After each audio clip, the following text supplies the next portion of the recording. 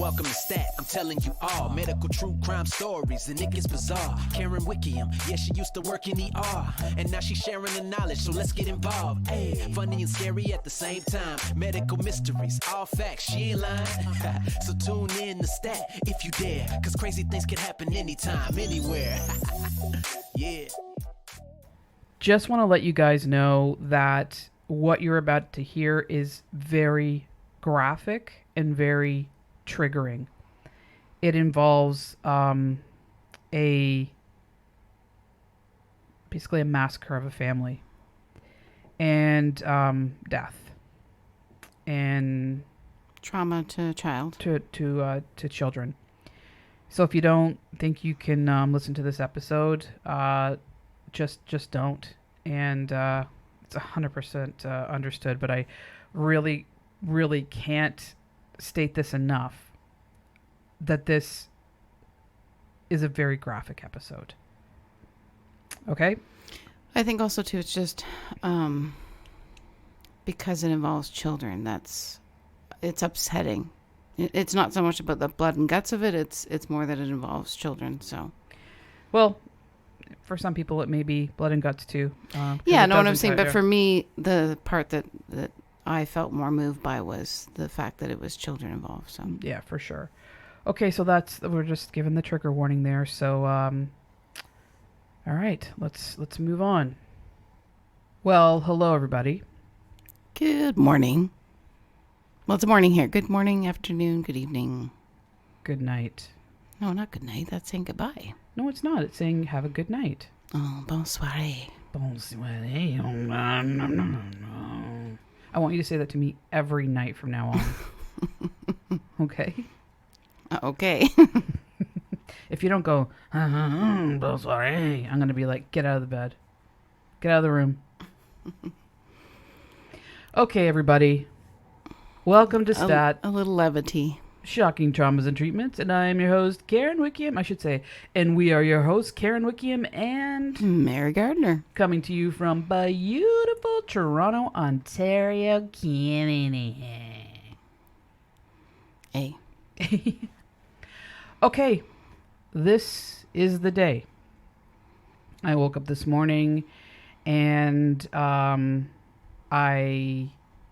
had a little problem and needed to go to I went to my family doctor and needed to go to the ER to get it sorted out. And while I was there, a lot came up for me.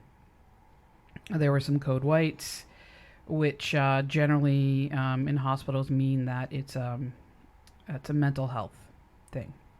Maybe someone trying to leave while they're on a form. A form for us means a 72-hour observation. Sometimes it's called lockdown, but basically they're in a room, they can't leave, they're observed. How do you say that word? Observed? Yeah, under observation. How about that? Or they can become violent, just because they're in a crisis. So I heard a couple of those go off and just different codes and things like that. And I kind of went into my own little world.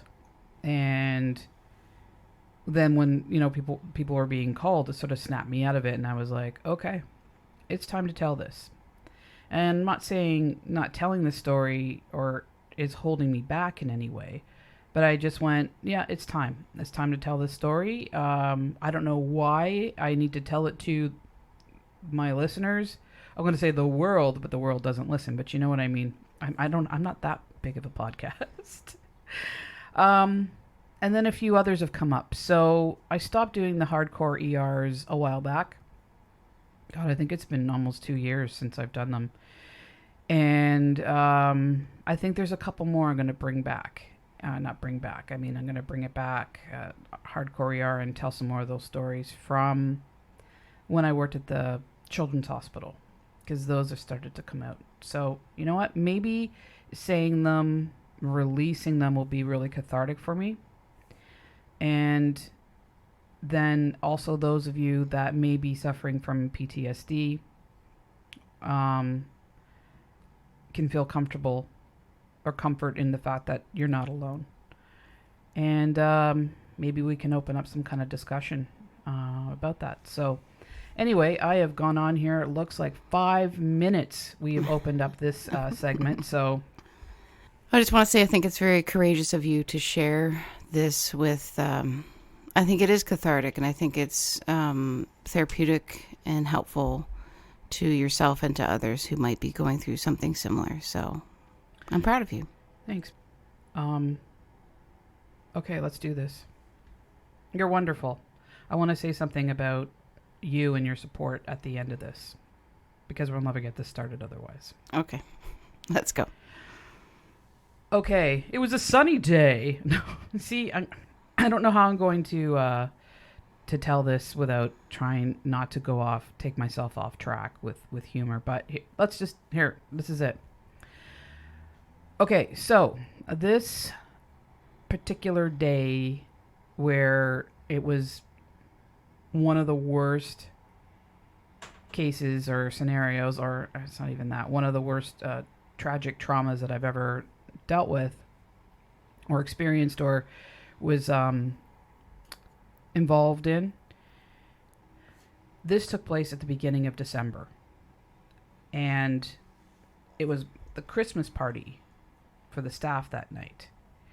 And my son, he was part of a play at the school, and it was the final run of it, so it's a big deal. They do it, everybody gathers afterwards, and actually this play sent them off to the Sears competition. Oh yeah, Sears Drama Festival. Yeah, Yeah. I was at that. Yeah, as yeah. A teenager in high school. Cool. Yeah, so this was a big deal. They ended up going to Ottawa, and it was a big deal. So they had done an amazing job, and the closing of that was also that night, and I was gonna go there, watch it, and pick up the dudes and dudettes and drive them to where they were going, and then get them later. Cast party. That's yeah. yeah, exactly. Yeah, so it was an important night for Van, and I was thinking of stopping by the Christmas party just for to say hi to everybody, but probably not, because anyway.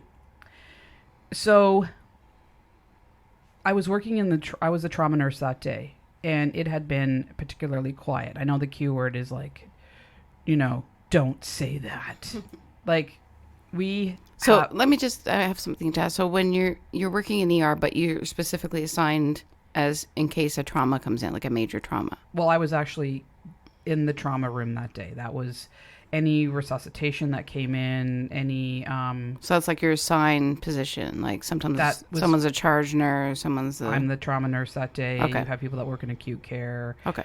Observation, ambulatory care. That's how that ER was set up. Fast track, those types of things. So I was a trauma nurse that day. And so, you have conscious sedations where someone may get their some sutures. Well, there's the suture room too, but something more serious where, maybe drainage of something, of an abscess, or resetting a bone. Or resetting a shoulder, reducing a dislocated shoulder. Someone I know had that happen. Me too. Yeah. So I was assigned to that day, and it was really quiet. I can say it now because I'm not at the hospital. So it was one of those days where, I went through the entire place to make sure like every single thing was as it should be, stock up everything. Just, you have to do that anyway, but sometimes you don't have time to thoroughly do it because it's just a constant flow through there. So I did that. And then I went out and to help float around the department. So I went to different areas to find out, like, if they could use some help or relieve for breaks and stuff like that. So it's coming up around 2:30, and that's halfway through the shift.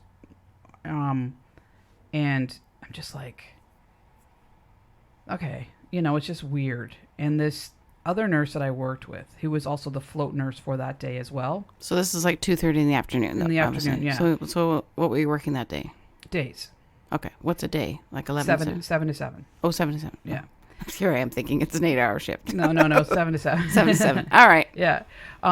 So I'm going to call her Beth, let's just say. So Beth was the float nurse that day as well. So that was her assigned place to go from area to area to area to help, and also to cover ambulances if they were to have to line up in the hallway, to have to treat people in the hallway. Anyway, she has this gut that is brilliant and horrible at the same time. And she's like, something's coming in. I'm just like, shut up. And she's like, nope. I have a really terrible feeling that something's coming in. It's so quiet, and I can't tell you why. And she's the kind of person that is right pretty much 90% of the time when this happens. The other thing is, she is probably one of the best trauma nurses I have ever worked with. This woman can work in any area and be brilliant, including charge, which she hated to do. But as far as trauma goes, I would feel really great about, or I'd feel best if I knew she was one of the trauma nurses, she was going to be someone that gave the best shot. So it was great having her as like sort of my backup, knowing if something came in. Okay, so at around 3:00, I always remember the time, there is a call that comes through. You hear it almost like a walkie-talkie sound, and it's coming, because there is like one of those little CB, not CB, but you know what I mean. And it's like, we have, it's a very serious traumatic case. And at that point, they said, officer down. So we were like, holy shit. And her husband was a cop in the area. So she's like, oh my God. And he was working that day. So right away, she was like freaking out, right? And there were a couple cops that were standing in front of the doors where, the psych patients were.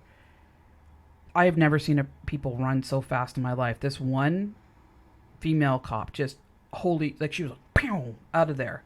And like in the ambulance bay, they had their truck or their car in the ambulance bay.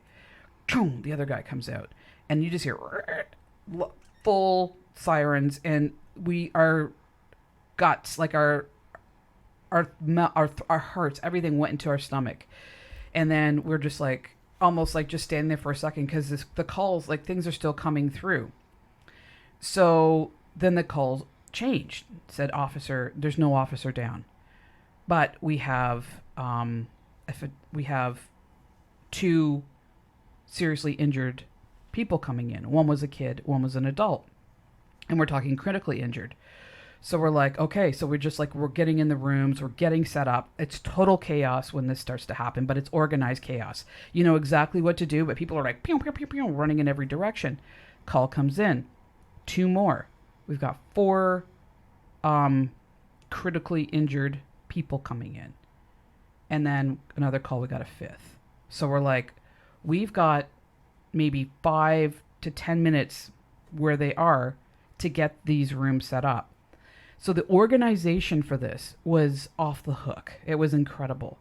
So we had to get 5 beds fully ready for complete full trauma. We had 5 beds in that room. 2 were trauma rooms, 2 were resuscitation, and 1 was where you would do the conscious sedations. But it had all the basic stuff that you needed. So all the rooms, so we had to assign a nurse for each room. We had to get every possible doctor there. So the ER doctors were there. We were calling down surgeon, pediatric doctor, anesthesiologist, respiratory therapists, nurses, because we heard there was 3 kids coming in. We had nurses from NICU, from like everybody, just our ICU, just boom. And there must have been 30 or more people. And it was like it was eerily quiet. Yeah, like the calm before the storm. Well, you could when I'm curious about just that kind of logistics. So what do they get a call? Do they get a page? Do they still use pagers? What do they get, like 91111 or something? Like, well, what kind? A call goes throughout the hospital. Okay. and then, but, and then there's like a page that goes through doctors, and then phone calls start happening. Like immediately, get the charge nurse on the phone. We've got and they would have heard something overhead. That type. So of who thing. does that? The charge nurse does the calls? No. The charge nurse is trying to help organize, but she's delegating, and also the ward clerks just know what to do, so they're getting shit ready. Yeah, they don't get enough credit, eh? They don't. They're amazing.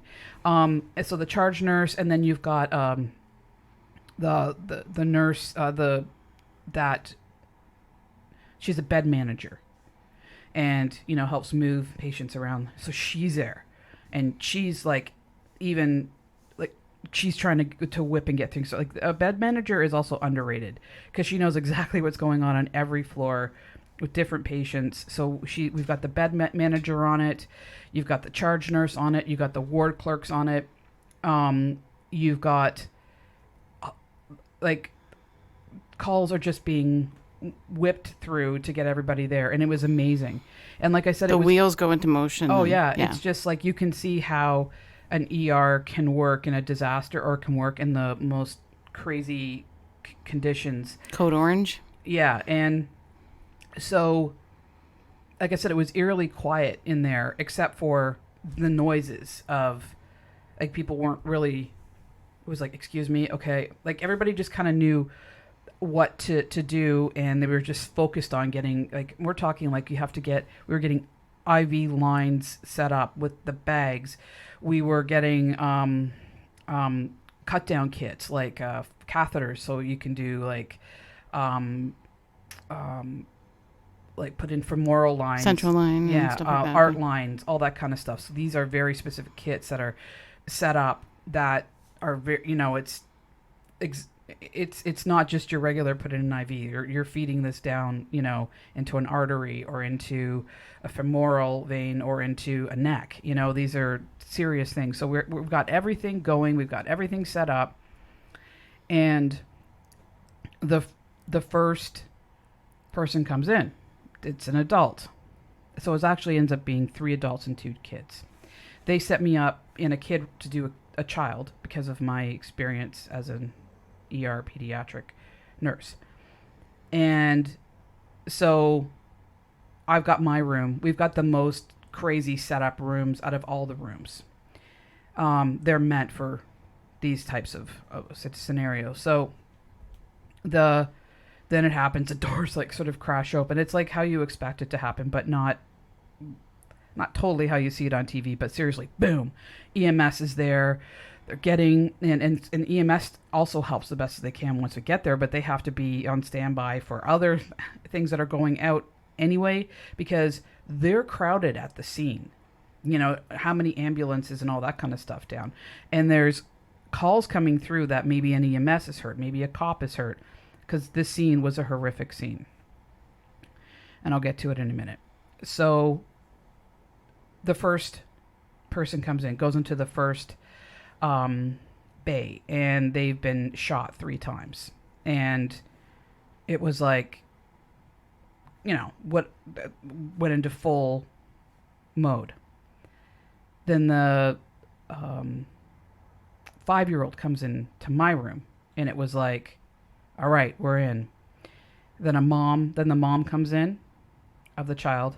Then the second child comes in, and then the father comes in. So we have an unknown man shot, 2 children, a mother and a father. And it's happening, but you're like, somehow that runs in the background, but you're still full on what you're doing. So this is what happened. There was a birthday party going on. So the mom, she had she was divorced and had remarried. And she had 2 children with the ex. And she had 2 children with the current. And it was a birthday party with other kids there. relative kids, like cousins, that kind of stuff. The ex was a complete psychopath. Like, he was just abusive, horrible human being. He harassed the hell out of her. He was stalking her. He was a major threat. He had threatened her. You know, if you can think about the worst type of stalker, psychopath, abuser there is. And he was always coming by their place, threatening and wanting the kids. And there was a restraining order, you name it. He kept breaking it. And the new husband was just like, that didn't deter him at all. He's like, we're together. And I've got you. I've got our kids. I've got our family. So anyway, so this guy shows up with a hammer duct taped to one hand and a butcher knife duct taped to his other hand so that it wouldn't slip out of his hands. And he was screaming down this hallway.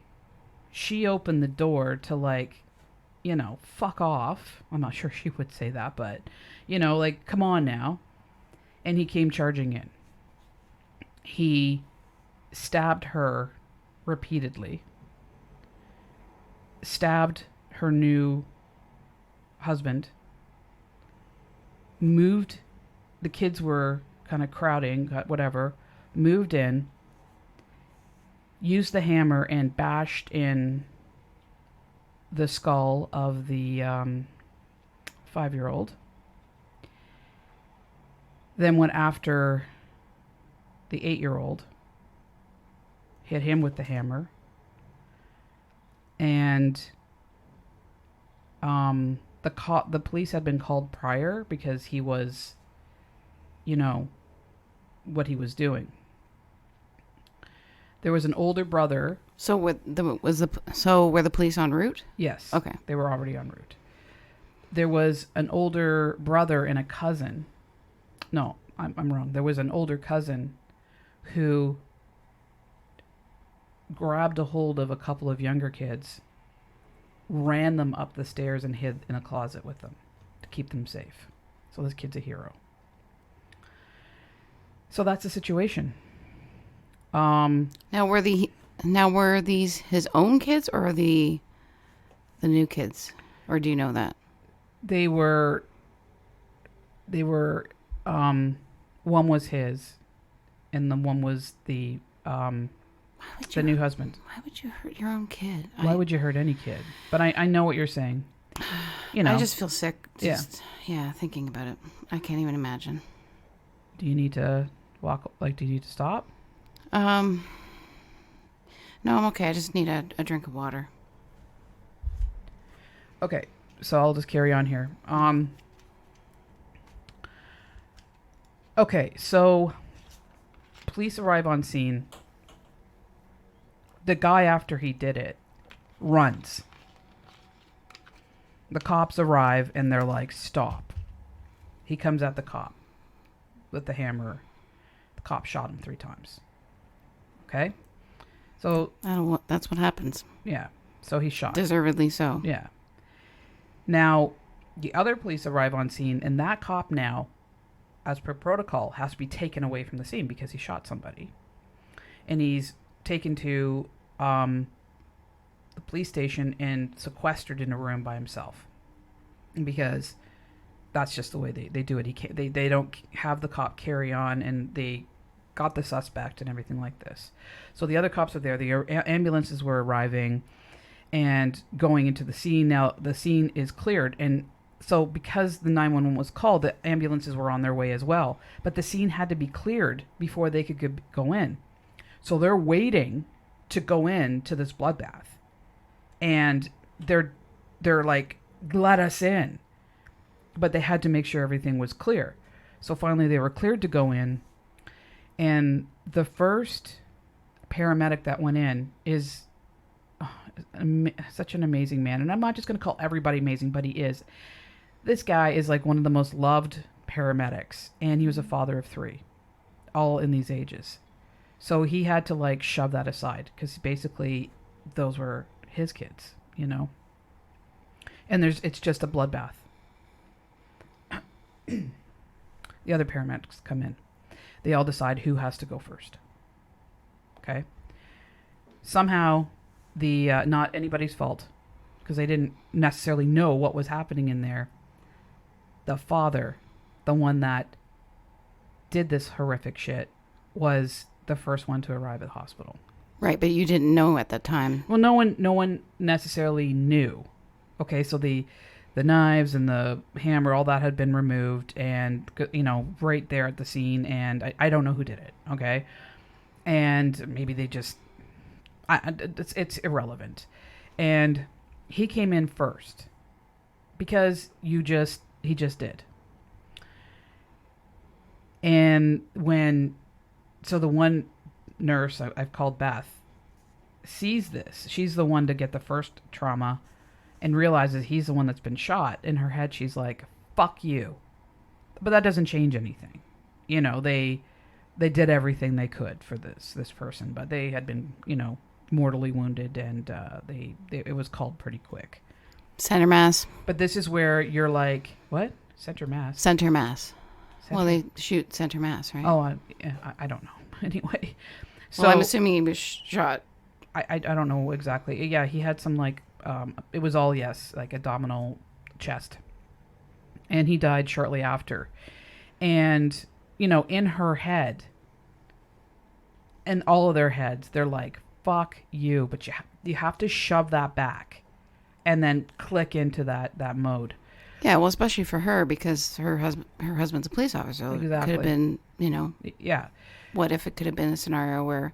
Yeah. So that was called soon after they arrived. But now the next one to come in was the child that I took care of. Now, I'm going to have to put a trigger warning at the beginning of this case because it is very triggering. So I got this 5-year-old, and he was already posturing, which means that there's, major brain damage. Now, his little fists were like clenched and turned in, and his legs were, anyway, he was posturing because he had such bad brain damage. He was just white, pale, and obviously he was in shock. Obviously things were shutting down. And so now we've got a room full of people. We've got a doctor, ER doctor. We've got RT. We've got the ambulance bringing them in. We've got another physician. We've got me and another nurse. So I immediately try to, as we're doing this, someone's hooking him up, to the monitor. We're getting all this. And I also we had a pediatric crash cart set up. So we had it good to go. I tried to start an IV. It just blew. And there's one thing I've been proud of in my career is that I've always been excellent at IVs. I learned how to start IVs on neonates, right? So, I was, sometimes the one called for kids to start the IVs and stuff. So I'm always confident going in. I'm not cocky, but I'm confident. And boom, the first one blew. And I just know, his veins are flat. He doesn't have a lot of blood flow going. I just went to his AC in his arm, which is, inside the elbow, and I was able to get something. But, it's precarious. You don't know how it's going to stay, and you can't lose these lines. So then I moved down to his leg to try to get one in his saphenous vein, which is just around the ankle. It's a big fat vein there people don't often think about, but it's sort of short. So you have to... Anyway, I was able to get something there. Now, the child was placed on the stretcher, and you're very carefully holding the body in a position so that the neck is protected, the head is protected, the body, right? So the RT was holding, was in charge, just sort of in the right position. RT's respiratory tech? Yeah, respiratory tech. Therapist, sorry. Respiratory therapist. Yeah, and they were holding this little guy's head. But his skull was fractured and parts of his brain were actually in their hand. So they were holding this skull to their head and literally holding the brains in this kid's head. Yeah. So we're doing everything we can for this kid. I didn't know that at the time, but it became apparent shortly after. Did they say something? The respiratory therapist must have. Well, yeah. I mean, but it's sort of like they're sort of like not realizing how incredibly bad it is, and because until they're like sort of looking around the area. So this one particular ER doctor, who I fucking hate. I hated him at the time. I hated working with him. He was just a corrupt son of a bitch that would sign off on shit he didn't do or for other doctors so that they can get paid. That's a whole story of how ERs can work when they're not paid when they're paid per patient as opposed to and paid per service as opposed to a pay. We'll get to that later. It doesn't matter right now. So we worked and we're working on this kid. And I'm assisting to try to put in an arterial line and the cut downs and to get the femoral lines. We're trying What's a cut down? You have to cut down a vein and feed through this really big cannula, and then you sew it back up and tape it in place because it's such a big line. But we need huge lines right now because we got to slam blood and fluids into this kid because he's bleeding out. So, this is what's going on. We've got a blood warmer in the room. We're just throwing up one unit of blood at a time. We had run out of blood in the hospital. Like it was not totally run out, but pretty much used up most resources to deal with all of this. Of course, there's so many other things that I can't necessarily think of right at this moment.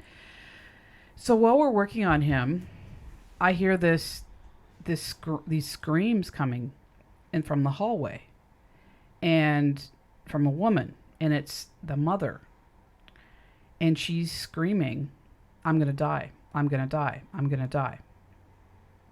Before she came in, the 8-year-old brother came in, and luckily, he survived this, and he had a really bad skull fracture, but he survived. And the father had come in, and he had been stabbed in the liver and spleen, and he was considered like the least critical. It's just absolutely insane. Yeah. So being stabbed in your liver and spleen is pretty critical, I think. Yeah, and so she's screaming, "I'm gonna die." In the bed next to her is her 8-year-old who's hearing this. And there's just a drape in between because it isn't separate rooms like where I was in. And I had to run and get more blood. And the blood machine cooler was right beside his bed. What I see is one of our ward clerks sitting beside him with her hands over his ears. It's okay. It's okay, sweetie. I have to stop for a second. Okay. I'm a little more composed now. She had his head's all wrapped up, and she had her hands over his ears, and she's just looking him in his eyes and saying, "It's gonna be okay, it's gonna be okay." And she was, trying to distract him by saying certain things, but it was just such a juxtaposition. Just a loving human being. Yeah. This just shows you how, everybody's involved, right? Well, that's the point, is that everybody. A doctor has come in and checked on this child. He's stable. He's got a fracture, but he's stable. And here she is. She just jumps in and in the middle of all this insanity and focuses on that. My job is to bring comfort to this kid, try to distract him from what's going on, and try to stop him from hearing his mother screaming. I guess I'm choked up too because I think about being a mother. Yeah, for sure. So what happened is that she did in fact die there on the in the hospital. She had cardiac tamponade, which is she was stabbed in the chest and other areas, and the blood had pooled around her heart and was filling so fast that the heart couldn't pump, and they just couldn't get it out fast enough. So yeah, she died. The father was considered stable as well, and so we kept on working on this child that if I was at the children's hospital it would have been called, because at this point it's more about the doctor than it is about letting this child die with dignity, because this son of a bitch just wanted to be, yeah, I did it, you know. So I kind of I stepped back because there was a lot of people there, and I just sort of had to step back. And in my head, I wanted to scream, like, fucking call it. Call it. Okay? And I knew the condition of the child and his brain injury. Well, yeah, I mean, at this point... I don't even know how he's still alive at this point. Like, at this point, I can't... I mean, that it sounds like such a traumatic injury. Like, you're... a person holding... It's not conducive to life. In. Let's just put it this way. Well, yeah, not... And so... At this point, he's almost bled out. Yeah. The oxygen to the brain would be... He's not there anymore. He is... Who are we? Who are we? If you believe in things, our soul is a big part of who we are. If that's what you believe. It's what I believe. I believe we have a soul. And this is not a religious thing. This is just what I believe. And everything we are is in our brain. Right? Our thought process, our memories, our personalities. That was gone. This is a body. And I'm not being cold. But No. the more that you stick needles and cut down and like, I mean, I haven't even brought up the drugs that we were like flying through his body. The more that you're doing this, like, why? Why are you doing this? Well, at this point, if you are someone who believes in God, I would be thinking, like, I hope to God that he's already there in God's arms and just I don't not suffering anymore. Yeah, I mean, we all have our different beliefs, and I don't want to make this about a religious thing, but there is a spiritual component to this. So I just I couldn't do it anymore. I could not do anything more to this kid's body. So I grabbed, I mean, things are being yelled across the room. And so a doctor says something. There's a nurse that, there's a trauma team leader doctor, team leader nurse. And the doctor says, so much of epinephrine. The nurse says that back, and then it's done, right? But everything's already set up and ready to go. But everybody was all jumping in. So then I just grabbed the chart and I just started doing that because I couldn't do anymore. And I kind of just like, I was in a dream world. I was in a dream, like not a dream world, but I was just like, you hear the in some movies where it's just like this tone that you hear. Right. And I was like almost autopilot. Yeah. And I was just like, I was just a robot writing everything down. And then I'd have there was a critical care doctor that was like asking me to pass him things. And so I was doing that and whatever. So yeah, by the time things were at that point, he was technically alive. They had thrown so much epinephrine and other drugs into his body that his heart could do. It could not beat. You know what I mean? Right. It could not beat. It was just like, so then the life flight landed.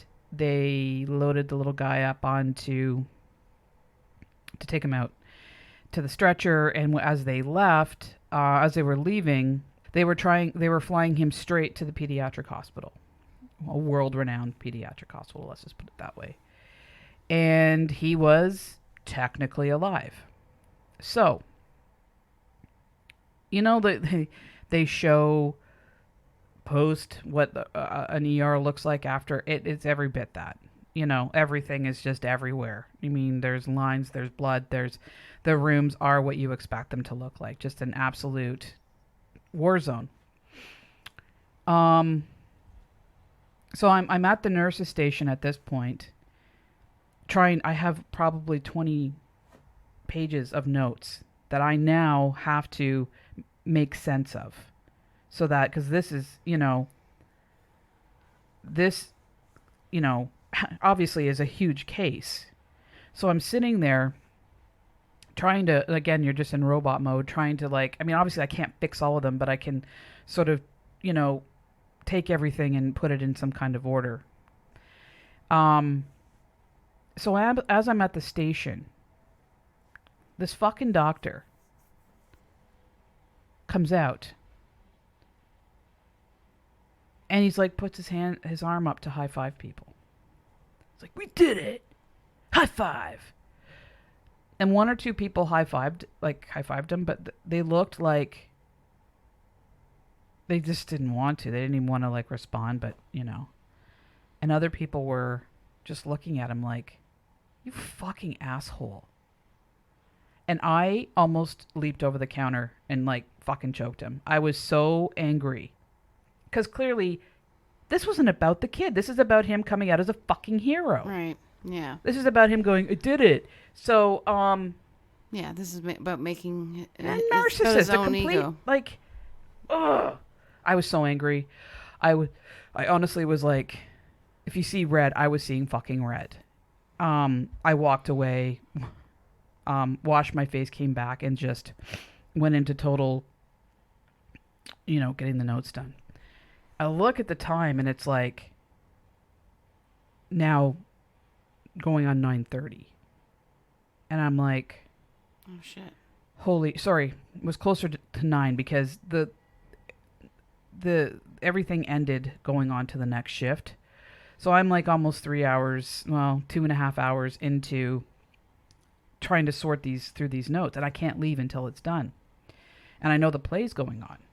I'm just like, well, I got to do this.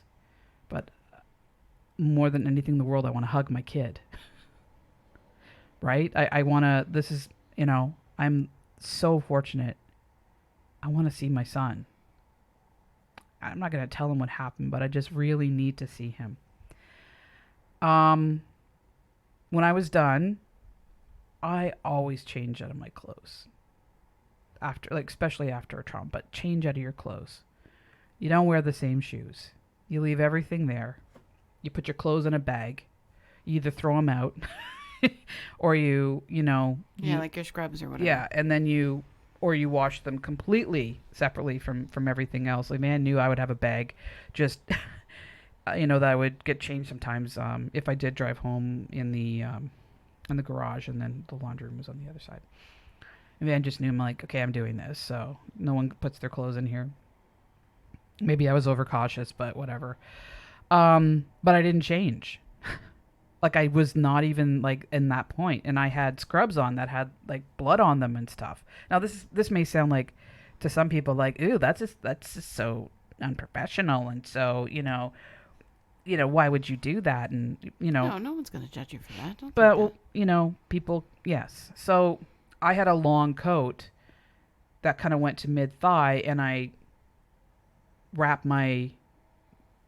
just put my coat on, and I did change my shoes, just kicked off clogs, threw on some shoes, and then out the door, drove straight to his school, and got in time for the last little bit of the play. Sat down and just cried a little bit. I wasn't but tears were coming because I saw this production, this amazing production. Then I was like, sort of like, okay, I'm fine. I'm fine. Everything's fine. I meet them all in the hallway. I'm like, okay, where are we going? I'll come get you later. Everything's groovy. Everything's fine. That's all done with. Then I'm like, oh, okay, well, I'll stop by the Christmas party now. They're all dropped because now I'm just like opposite direction, like just completely just moved into a whole different mode. I just think it'd be great to go there, see some people, hang out a little bit, kind of a distraction. I don't even know. I get in, and all these people are like, "What happened? What happened? We heard what happened." Blah, blah, blah. And they were just all around me asking questions, and I knew immediately that was a bad idea to go there. So I was just like, I can't talk about it. I mean, especially in this situation, they're like, "Yeah, come on." Anyway, I just left. I went back to our house. Now, this was a day shift, and now I was flipping into nights. So it gives you kind of like 24 hours off. So I could have slept, got up for a few hours, did some stuff, take a nap, go on to nights. I didn't do any of that. I did not sleep. I went into nights directly with zero sleep. I cleaned my house like it's never been cleaned before. And I was manic. I was just like, like just absolutely manic. Doing everything, like just the craziest stuff. So like almost like a shock. Yeah, I guess. Yeah. And then, so it's time to go to work. And I mean, I'm cooking this, I'm doing that, I'm cleaning this. And hey, Van, do you want me to drive you to school? And all this. I was like, and I mean, I went and picked him up later, brought him home, all this kind of stuff. And I vaguely remember him saying like to me, "Are you okay, Mom?" I'm like, "Yeah, I'm fine." He's like kind of looking at me. I'm just like, "No, I'm good. Everything's good." So then I went into work that night, and I'm in acute care, which I've explained before is like where very ill people come in. And I've got my 4 patients, and I'm doing my stuff. And then my one cardiac patient was not doing so well, and I needed to get a change in his orders.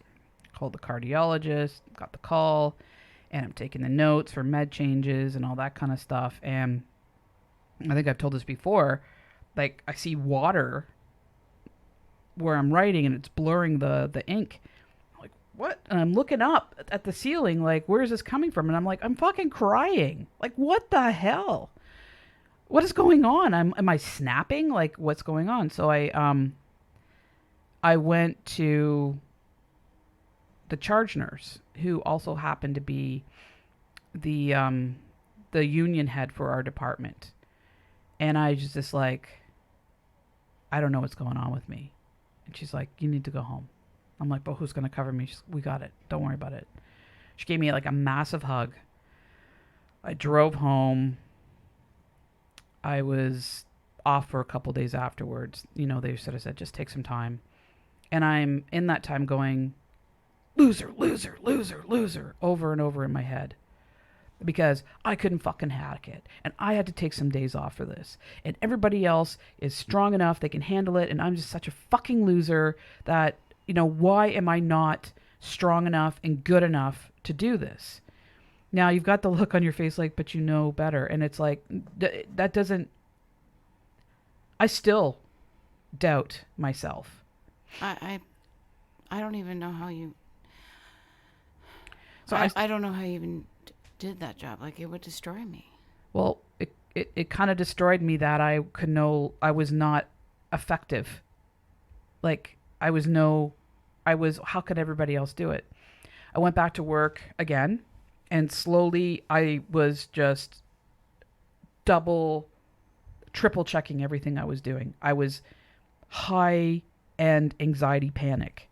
I was like, Gravol. Checking Gravol like 3-4 times. I mean, it's Gravol. I'm hanging lines for saline that are, to run like 100 mils an hour. And I'm checking it, and I'm checking it, and I'm checking it. And I'm not functioning now in any setting. Especially, it's almost like a hypervigilant. Or I was, OCD I couldn't, and then we were having patients that needed, digoxin and different things like that. Something that I felt comfortable doing. You double check with another staff member, whatever. But I was just very comfortable with these things, follow orders, look at them, blah, blah, blah. And I couldn't. So that day, the same nurse was working that day, but not in charge. But I knew I could trust her. And I said, I can't do this. I think I'm a liability in that area because I'm taking too long to do things. And she took me out to an area where we could talk. And because I was just grabbed her in the hall. I didn't grab her, but I approached her in the hallway. And we went to this back area. That's a really quiet area behind the nurse's station. And I just broke down, and she broke down with me. And she hugged me really tight. And she said, I got your back. Go home and don't come back until you're ready. And that gave me permission to take a breath. And that was pretty much the last time I worked. And I still feel shame for that. I still feel like a failure. And no one can tell me otherwise. I know that I'm not, but I don't know that I'm not. And I mourn my job. I'm just sitting here with tears going down my cheeks. But I mourn. I'm so proud of you. I mourn my job. I mourn my profession. And I just, after 20 years, I couldn't hack it. And I don't know if you. I don't like that term. I know, because you're sweet and you're kind and you're supportive and you're amazing, and you've been. There's only so much a human. But why am I not strong enough? Why am I such a failure that I can't do my fucking job? My job was my identity. It's who I am. I mean, I'm a mother first. I'm a partner. I'm a wife. How do you know other people? I don't know. Aren't, like there's so much in the first responders. There's tons of people suffering in silence and covering it up with alcohol and drugs and any other kind of things that, they just keep going but aren't really living. They're not dealing with it. It led to a full. I can get into that another time where everything led to. I ultimately ended up getting help for it and in an amazing PTSD program, and I was ashamed to even go that. But the one thing about doing that was everybody there was between the ages of 35 and 50. I was early 40s at the time. No, mid, whatever. I don't even remember. Mid to whatever. And I went, and everybody there was either military, police, EMS, nurse, doctor, people that had suffered from childhood trauma. Most of the people there suffered from childhood trauma. Well, I think that's the thing, right? You add that on to being in the helping field and more trauma, right? My childhood trauma did not come out until then. But there were so many of those, what do you call those moments, aha moments, where people would say something, I'd go, what? In my head. Fuck you too? I'm not crazy. I'm not weak. I'm not this. I'm not that. And I learned so many. It was an 8-week program, inpatient, absolutely incredible. I went twice because I needed to. And sometimes I can't cover it all in that. But it's one of the things that I think saved me because it helped me, it just helped me tremendously. My psychiatrist has helped me tremendously. Social workers. But at the core of everything was my son. And I mean, it's not that he knows really about this case at all. He just knows there was a case. Unless he's going to listen to this episode. But he's always grounded me and kept me focused on what's important in life. My friends at work that didn't abandon me, and you as you came along later. And you see me. I mean, what are some of the... I mean, let's do a second episode on what it's like to maybe live with somebody with PTSD and after, working in the ER and things like that. So, maybe let's do another episode, and then maybe you can give your perspective of what it's like to live with me, but more like not just about me, just experiencing what you experience from your level, because I worry so much that what the fuck is my shit doing to you? You know.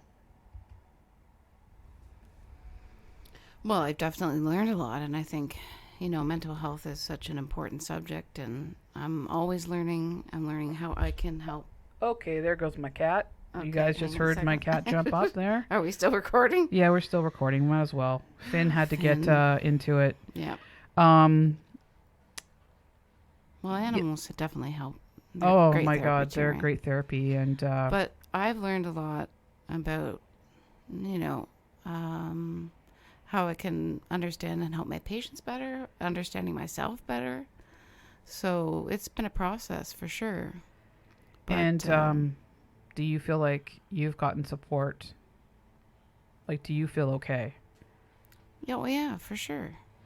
Well, let's do a second episode on this. Are you like, we can talk about it from your perspective? Yeah, for sure. As a partner, as somebody that suffers from complex PTSD. So, that's it. That's the case. Big exhale. That's the one I haven't talked about. And yeah, that's it. I think I may be forgetting a few things. Horrific. I don't know how anybody functions after seeing that kind of carnage, that kind of... But you see, I've dealt with cases at the Children's Hospital, not as many, but at least one at a time that were as bad in a singular moment with one child.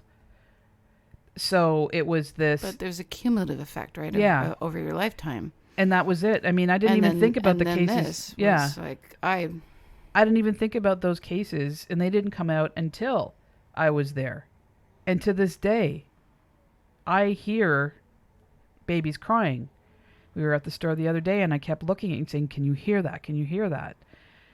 Anyway, there was a kid wailing. But in between, I was like, Anyway, let's talk about this on another episode. Maybe let's do a second part 2 of this to talk about things. Let's talk about how the actual physiology of the brain changes as well from let's do that. Let's do the next step. Let's do a part 2 to this, and we'll talk about PTSD in general.